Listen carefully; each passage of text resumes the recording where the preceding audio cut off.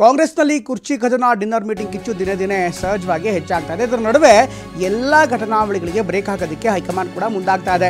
ಇವತ್ತು ಸುರ್ಜೇವಾಲಾ ಅವರ ನೇತೃತ್ವದಲ್ಲಿ CLP ಮೀಟಿಂಗ್ ನಡೀತಾ ಇದೆ. ಅಫ್ಕೋರ್ಸ್ ಮುಖ್ಯಮಂತ್ರಿ ಸಿದ್ದರಾಮಯ್ಯನವರು, ಶಾಸಕಾಂಗ ಪಕ್ಷದ ನಾಯಕರು, ಅವರ ಜೊತೆಗೆ ಈಗ ಸುರ್ಜೇವಾಲಾ ಕೂಡ ಬೆಂಗಳೂರಿಗೆ ಆಗಮಿಸಿರುವಂಥ ಹಿನ್ನೆಲೆಯಲ್ಲಿ ಅವರ ನೇತೃತ್ವದಲ್ಲಿ ಒಂದು CLP ಸಭೆ ನಡೀತಾ ಇದೆ. ರಾಜ್ಯ ಕಾಂಗ್ರೆಸ್ ಉಸ್ತುವಾರಿಯಾಗಿರುವಂಥ ರಣದೀಪ್ ಸುರ್ಜೇವಾಲಾ ಅವರು ರಾಜ್ಯ ಕಾಂಗ್ರೆಸ್ ಉಸ್ತುವಾರಿ ರಣದೀಪ್ ಸುರ್ಜೇವಾಲಾ ಇರುವಂಥ ಹಿನ್ನೆಲೆಯಲ್ಲಿ KPCC ಕಚೇರಿಯಲ್ಲಿಂದು ಸುರ್ಜೇವಾಲಾ ಸರಣಿ ಸಭೆಯನ್ನು ಮಾಡ್ತಾ ಇದ್ದಾರೆ.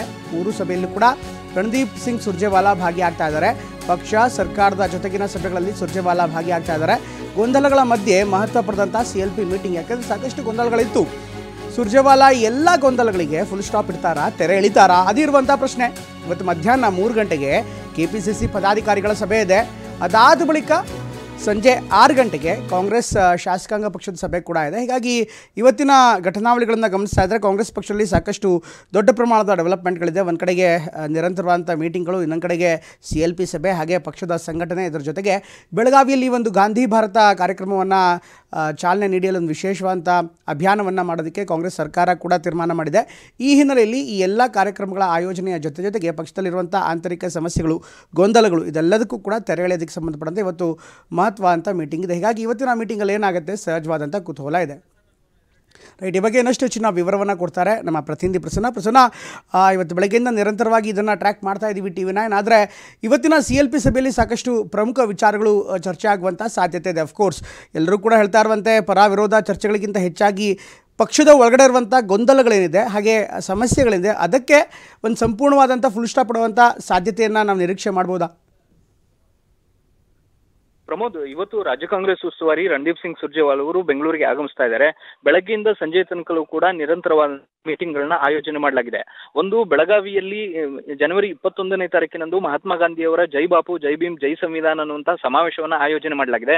ಇದಕ್ಕೆ ಸಂಬಂಧಪಟ್ಟ ಹಾಗೆ ಪೂರ್ವ ತಯಾರಿ ಹೇಗಿದೆ ಅನ್ನೋದನ್ನ ಮತ್ತು ಶಾಸಕರು, ಉಳಿದಂತಹ ಪದಾಧಿಕಾರಿಗಳು, ಪಕ್ಷದ ಎಲ್ಲ ಪದಾಧಿಕಾರಿಗಳು ಕೂಡ ಹೇಗೆ ಭಾಗಿಯಾಗಬೇಕು ಅಂತ ಹೇಳಿ ಮೊದಲನೇ ಮೀಟಿಂಗ್ ಅನ್ನ ಅಟೆಂಡ್ ಮಾಡ್ತಾ ಇದ್ದಾರೆ. ಎರಡನೆಯದು ಪ್ರಮುಖವಾದಂತಹ ವಿಚಾರ, ಅದು ಕಾಂಗ್ರೆಸ್ನ ಶಾಸಕಾಂಗ ಸಭೆ. ಇವತ್ತು ಸಂಜೆ 6 ಗಂಟೆಗೆ ಖಾಸಗಿ ಹೋಟೆಲ್ನಲ್ಲಿ ನಡೆಯಲಿರುವಂತಹ ಶಾಸಕಾಂಗ ಸಭೆಯೇ ಅತಿ ಹೆಚ್ಚು ಗಮನ ಸೆಳೀತಾ ಇರುವಂತದ್ದು. ಸದ್ಯಕ್ಕೆ ಡಿನ್ನರ್ ಪಾಲಿಟಿಕ್ಸ್ ಎಂಬಂತಹ ವಿಚಾರ ಕಾಂಗ್ರೆಸ್ನ ಮನೆಯಲ್ಲಿ ಒಂದು ರೀತಿಯಲ್ಲಿ ಗೊಂದಲ ಸೃಷ್ಟಿಗೆ ಕಾರಣವಾಗಿದೆ. ತಿಳಿಯಾಗಿದ್ದಂತಹ ಕಾಂಗ್ರೆಸ್ನ ಕೆರೆಯನ್ನ ಒಂದು ರೀತಿಯಲ್ಲಿ ಕಲ್ಲು ಹಾಕಿ ಕಲಕಿದಂತಹ ರೀತಿಯಲ್ಲಿ ಇಡೀ ಕಾಂಗ್ರೆಸ್ ಸಂಪೂರ್ಣವಂತ ಗೊಂದಲದಿಂದ ಕೂಡಿದೆ. ಈ ಎಲ್ಲ ಗೊಂದಲಗಳಿಗೆ ಬ್ರೇಕ್ ಹಾಕಬೇಕು ಅನ್ನುವಂತಹ ಕಾರಣಕ್ಕೋಸ್ಕರವೇ ಇವತ್ತು ರಾಜ್ಯ ಕಾಂಗ್ರೆಸ್ ಉಸ್ತುವಾರಿ ರಣದೀಪ್ ಸಿಂಗ್ ಸುರ್ಜೇವಾಲಾ ಅವರು ಒಂದಷ್ಟು ಮೆಸೇಜ್ ಅನ್ನಂತೂ ಶಾಸಕರಿಗೆ ಮತ್ತು ಉಳಿದಂತಹ ಸಚಿವರಿಗೆ ಪಾಸ್ ಮಾಡುವಂತದ್ದು ನಿಶ್ಚಿತವಾಗಿದೆ. ಹಿರಿಯ ಸಚಿವರು ಮತ್ತು ಹಿರಿಯ ಶಾಸಕರು, ಅದೇ ರೀತಿಯಲ್ಲಿ ಕಿರಿಯರು ಹೇಗೆ ಒಗ್ಗಟ್ಟಾಗಿ ಹೋಗಬೇಕು ಮತ್ತು ಪಕ್ಷದ ಚೌಕಟ್ಟಲ್ಲಿಯೇ ಸಭೆ ಸಮಾರಂಭಗಳನ್ನ ಆಯೋಜನೆ ಮಾಡಬೇಕು, ಅನಗತ್ಯವಾದಂತಹ ಪ್ರತ್ಯೇಕವಾದಂತಹ ಮೀಟಿಂಗ್ ಗಳನ್ನ ಈ ಸಂದರ್ಭದಲ್ಲಿ ಆಯೋಜನೆ ಮಾಡೋದು ಸೂಕ್ತ ಅಲ್ಲ ಅನ್ನುವಂತ ಒಂದಷ್ಟು ಮೆಸೇಜ್ ಅನ್ನಂತೂ ರಣದೀಪ್ ಸಿಂಗ್ ಸುರ್ಜೇವಾಲಾ ಅವರು ಎಲ್ಲ ಶಾಸಕರಿಗೂ ಕೂಡ ಸಂದೇಶವನ್ನ ರವಾನೆ ಮಾಡ್ಲಿಕ್ಕಿದ್ದಾರೆ. ಸದ್ಯಕ್ಕೆ ಕಾಂಗ್ರೆಸ್ನಲ್ಲಿ ಬಣ ರಾಜಕೀಯ ಬೇರೆ ಬೇರೆ ರೀತಿಯ ಸ್ವರೂಪವನ್ನ ಪಡೆದುಕೊಳ್ತಾ ಇದೆ. ಮೇಲ್ನೋಟಕ್ಕೆ ಸರಿಯಾಗಿದೆ ಅನ್ನುವಂತಹ ರೀತಿಯಲ್ಲಿ ಭಾಸವಾಗ್ತಿದ್ರು ಕೂಡ ಒಳಗಿಂದ ಒಳಗೆ ಪ್ರತ್ಯೇಕವಾದಂತಹ ನಾಯಕತ್ವವನ್ನ ಬೆಳೆಸ್ಕೊಳ್ತಾ ಇರುವಂತವರು, ಪವರ್ ಸೆಂಟರ್ ಗಳನ್ನ ಕ್ರಿಯೇಟ್ ಮಾಡ್ತಾ ಇರುವಂತವರ ಸಂಖ್ಯೆ ಹೆಚ್ಚಾಗ್ತಾ ಇದೆ. ಇದನ್ನು ಕೂಡ ತಡೆ ಹಾಕಬೇಕಾಗಿರುವಂತದ್ದು ಇದೀಗ ಹೈಕಮಾಂಡ್ ನ ದೃಷ್ಟಿಯಿಂದ ಅತ್ಯಂತ ಮಹತ್ವದ್ದಾಗಿದೆ.